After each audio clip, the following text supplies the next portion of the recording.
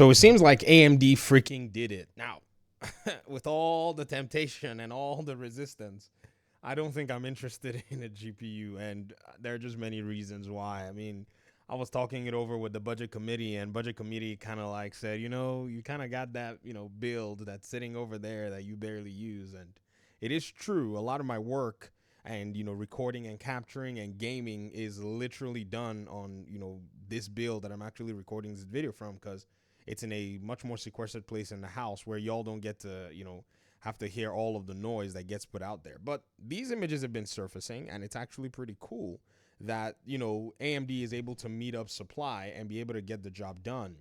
This is something that I've been seeing for a number of years. I remember after I built my first PC, AMD had the value proposition. I remember that I used an AMD FX something something, was Austin Evans' build from back in the day where he put up this build paradigm called the Boson 3.0, and I used it and I built it, but it was not running the game that I wanted to play at the the frame rates and the performance that I wanted. So I still had to go out there and do a little bit more work in terms of trying to get that to be a reality. And that was Tom Clancy's The Division 1. The Division 1 was one of those really interesting titles. It's the title that made me look at a game and say, "Come on now. I'm playing this game on the PS4. I'm putting in time, and I just need to play this game at the best possible settings that I can afford." And it was time for me to upgrade a laptop. So I was like, "Yep, I'm going back to PC because it makes sense for me. I don't have to pay to play online. I play a much better version of the game with more responsiveness." I mean, we were playing at 30 FPS on a PS4, and for many people then, that was just fine. Game looked and worked just right. And so I used RX 480 as the second iteration because I had to go ahead and say, man, this CPU was just not doing it, and the GPU I think I ordered at the time, I don't think that was doing it as well. So I ordered an RX 480 and then an Intel i5 6500. This was in 2016. And I saw AMD and the work that they could do. Guys, that GPU cost me $200. And then after a rebate, yes, I got $20 back on a MasterCard because it was a $20 rebate. So it came out to be $180 with, taxes and everything. So maybe 191, 201 or whatever it is. But it was a solid deal. Since then, I've basically been rooting for AMD to come in and corner the market in an interesting way. Now, they got sloppy in their GPU side. In their CPU side, they maintained a very strong focus. And this is why I really did see that they were doing something pretty cool. When Ryzen came on the block, I was like, Intel's in shambles. Intel was running all over the place and, trying to basically go back to remembering what it meant to actually serve the customer after having dominated the market. And NVIDIA was also on their heels. So I've always kind of given them a little bit of leeway to an extent. I've never necessarily dogpiled on AMD as much as, many people will, because I had to look and say, okay, what are these guys dealing with? And honestly, they were dealing with both players in the market that could be really rabid. And again, it kind of brought out the best in them in terms of innovation and all. And so here we are, we're looking at, NVIDIA basically clipping a piece of the market in this particular cycle and doing very well. I think NVIDIA and AMD play specific roles. Now, AMD has an opportunity, and it's not to topple NVIDIA over in the market that NVIDIA is for now. What they need to do is they need to go in and own the gaming segment on all tiers. That means now that they've owned on the low tier, because AMD is there, the RX 6600, 6700, 6600 XT, on the RX generation, those are still your very decent 1080p cards for entry level gaming. I mean, that market is theirs. Like, they copped it, and it's, NVIDIA doesn't care to play there. That's fine. But now the mid tier is where they've been encroaching on, and they're selling a GPU that has a performance similar to an RX 480. Listen, for about $600. When the RX 480 came out in 2022, it was $1,200 to $1,500. So if you were to ask me and say, what are we seeing here? Yes, it's 2 years late. We shouldn't have been paying these prices for GPUs. However, some of us are in production, and so we can chalk it up to business expense, but not everybody wanted to do, RTX 4080 at that kind of exorbitant rates or whatever it was. And so seeing that now for $599 or so, $600 less or half that price, you can cop similar performance. And I say similar in specific contexts. That's why you see lines basically wrapping around the buildings, because this is where gamers like to basically see things happen. They want their money to basically buy them what they think or they feel is the best bit of technology. Not only that, I think them going ahead to kind of back away with their own announcement and kind of create their own environment after NVIDIA had basically stolen the show and the stage, it allowed for them to be able to come to a place where they could be certain that they would supply their own customer base, their audience, people that were rooting for them.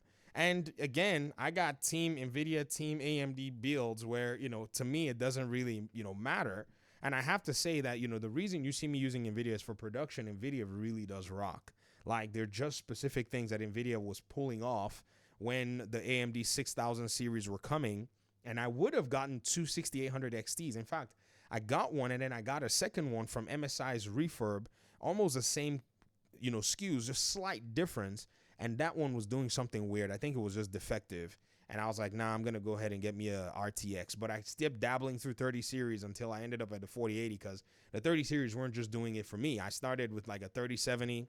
I looked at it, I was like, man, this is not enough GPU for what I want. I did the 3080, I refunded it, did a 3090, did different 3090 variations. I could not justify, that. And then I ended up at a 4080 and I was like, I think NVIDIA has actually dropped something here, a little bit steep on the price, but I think it's going to get me the 8 to 10 year build that I'm looking at in this particular regard. But AMD is kind of like what, I play around with AMD gigs. I try to see how they are. To me, it's interesting technology because they're the underdogs, FSR4, all of that cool stuff. And maybe I might find myself with one very soon or maybe not, but it's just a very exciting time to be able to see that they're bringing that performance price point all the way down in the mid range and the mid segment of the market.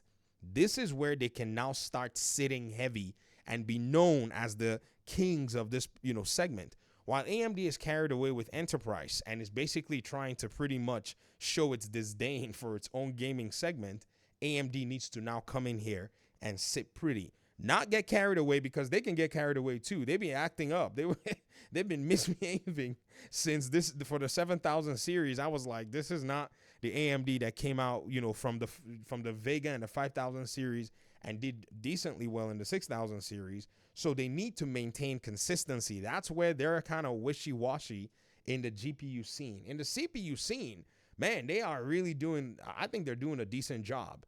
And in the PC side, in the conversation, a lot of people have their little differences as to, but can they be able to topple NVIDIA and blah, blah, blah. But I think NVIDIA just has a lot of fanboys that really don't care about market objectivity, that just want to basically NVIDIA their way through everything. And think AMD is going to pretty much be the company that subsidizes NVIDIA. But many of them have to be able to cut the cord. Most of them are attached to NVIDIA with the freaking umbilical cord. And so many of them, their brand loyalty is not letting them see that in order for you to be able to deal with NVIDIA, you got to put them on Intel Blast, which most of the gaming community actually did do for a good minute. And so Intel right now had to basically go ahead and figure out what the heck is going on with them. Now, NVIDIA seems to, basically be selling something really nice up there on the enterprise, but we're still in a bubble right now with this whole AI thing. The moment stuff starts to become ubiquitous and then everybody's body calms down, I think value is eventually going to be the next conversation. But AMD needs to now start delivering features that are just solid right off the bat. They need not promise. When they were coming out with the 7000 series, they were like, oh yeah, we're coming out, AMD FSR3 is coming soon. No. You don't do that. Don't launch the product if the product does not have its full features. Drop the product, drop all the full features, and make it a thing, so that at the end of the day, when your community and your audience is actually going in to buy your item, they know that they're buying the full experience with everything you have to offer. Doesn't matter if you don't have something that, NVIDIA has. Just make sure that what you have and what you say is going to be available is available on the very day that people are buying it. Okay, that's my little spiel, and I'm happy that they did it. These sons of guns. I was saying it in my other video, and some of you are like, well, NVIDIA, and, the meme is that AMD doesn't miss the opportunity, but I think they kind of did a good thing here. And as people are getting these $599 SKUs and this $600 SKUs, wherever they can get them, it's resonating, and I think AMD is going to basically have to ramp up production because this is a wonderful opportunity for them to be able to claim market share. And it's just little by little. That's all you need. Intel can get their act together if they want to, but we want to see AMD actually do well. And AMD's best position is just serving the customer right now, more than anything else.